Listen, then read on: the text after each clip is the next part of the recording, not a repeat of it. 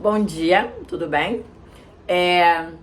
O tocar do meu coração pediu para eu continuar falando sobre o Mestre Jesus, a jornada do Mestre Jesus e também sobre o perdão.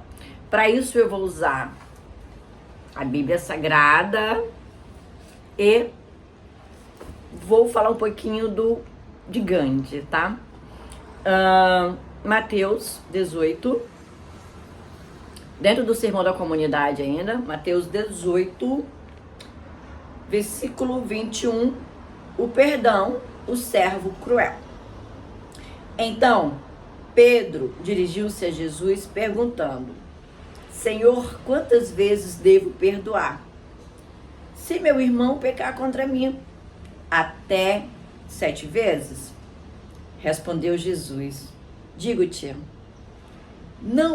não até 7 vezes, mas até 70 vezes 7. Tudo bem? E o Mestre Jesus ainda acrescentou: o reino dos céus é comparável a um rei que resolveu ajustar contas com seus servos. Quando começou o ajuste, trouxeram-lhe um que lhe devia 10.000 talentos. Como o servo não tivesse com o que pagar, o Senhor mandou que fosse vendido como escravo, junto com a mulher, os filhos e tudo o que possuía para pagar a dívida. O servo, porém, prostou-se diante dele, pedindo: tem paciência comigo e tudo te pagarei. Diante disso, o Senhor teve compaixão, soltou o servo e perdoou-lhe a dívida. Eu não vou dar continuidade, porque senão o vídeo fica muito grande, tá? E eu acabo não conseguindo postar, como aconteceu com outro vídeo de Plutão e Capricórnio. Bom, gente, eu falo aí pra vocês sobre praticar o perdão 70 vezes 7, né? E aí alguns alunos olham pra mim com os olhos assim, né, Danielzinho? Oh, como assim, Sandra? Sim, Jesus, o Mestre, nosso amado Mestre Jesus, eterno, falou que é para perdoarmos 70 vezes 7. E aí, conversando, filosofando com alguns colegas, né, que eu amo filosofar, na sala dos professores, professor Alexandre de Filosofia, quando eu estava falando com ele sobre isso, ele me falou: Sandra, é 70 vezes 7 naquele dia e a mesma pessoa. Tudo bem? Então, nós precisamos perdoar situações 70 vezes 7 para que a ferida ela pare de doer. E não só isso, para que nós não nos tornemos, não continuemos, né, os nossos comportamentos reativos devido a essa ferida que não foi perdoada em outro momento. E aí, obviamente, que eu vou trazer aqui o que eu experienciei. Sempre vou trazer as experiências que eu vivenciei.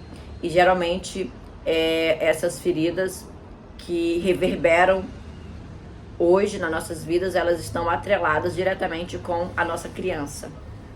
Tudo bem? E por isso que nós precisamos perdoar, fazer as pazes com a nossa criança, nos purificarmos para ver Deus.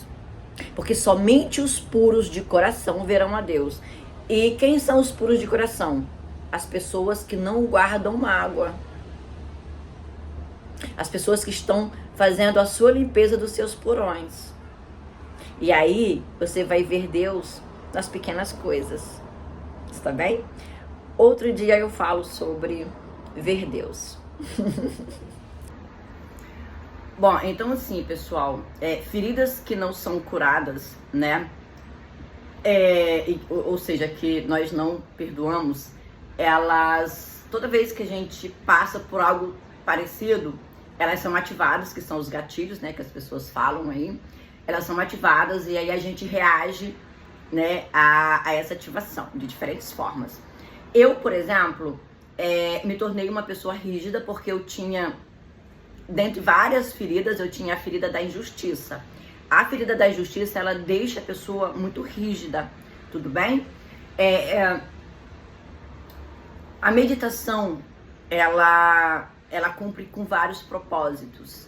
um dos propósitos que a meditação cumpriu na minha vida foi de me fazer acessar memórias que eu experienciei na minha infância, quando eu era apenas uma criança, e que essas memórias, essas feridas, elas estavam abertas e que elas influenciavam no meu comportamento como uma mulher adulta. Então, a minha criança ferida, ela reagia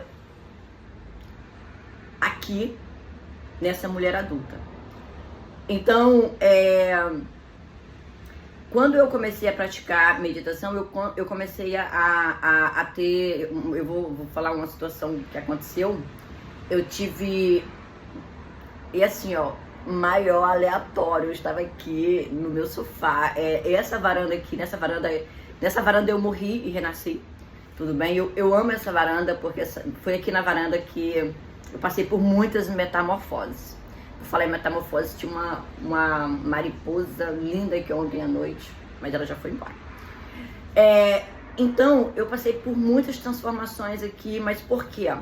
Porque através das práticas diárias de meditação, eu comecei a ter acesso a memórias que eu pensava que nem existiam, né? Mas eu tive acesso. Então eu tive acesso uma vez, parece que eu fui pegada aqui, me pegaram aqui e me levaram lá para casa dos meus pais, onde eu cresci. E eu presenciei uma cena que eu presenciei muitas vezes na infância, que foi uma situação de violência doméstica, tudo bem? E que hoje eu não tenho problema em falar, porque eu já passei lá nessa ferida 70 vezes 7 e já perdoei 70 vezes 7 aquele dia e aquela situação, tudo bem? Mas para eu perdoar, eu precisei ressignificar, transmutar, transformar. Eu precisei dar, essa mulher aqui precisou conversar com aquela criança que presenciou aquela situação, tudo bem? E essa mulher aqui precisou segurar a mão daquela criança, conversar com ela e falar com ela: a gente precisa olhar com outro viés, a gente precisa dar um novo olhar, um novo significado. A gente precisa ressignificar isso para você continuar, Sandra, essa mulher adulta, continuar a sua vida sem carregar com você esse peso, esse fardo. E aí eu tenho uma meditação que eu canalizei, que eu recebi do meu anjo da guarda, chamada A Subida da Montanha Sagrada. E quando eu faço com os meninos, a maior dificuldade que eles têm é de deixar no início da subida da montanha, o fardo da mágoa, tudo bem? Do rancor. Tem muitos meninos que falam comigo: eu não consegui deixar o fardo da mágoa. Então, depois que eu acessei muitas memórias minhas de criança e eu dei um novo significado para elas, eu precisei entender o meu pai, os nossos pais, eles não podem nos dar o que eles não receberam. Está bem? Eu não posso dar para minha filha algo que eu nunca tive. Como é que eu vou dar algo que eu nunca tive? Os meus pais não podiam. O meu pai, ele apenas deu pra gente, e a minha mãe, o que eles receberam, tá? E quando você começa, e eu já conversei com alguns de vocês sobre isso, né? E graças a Deus, alguns de vocês levaram essa minha fala em consideração e ressignificaram a relação de vocês com os pais. Não vou citar exemplos aqui, mas graças a Deus nós tivemos essa colheita, né?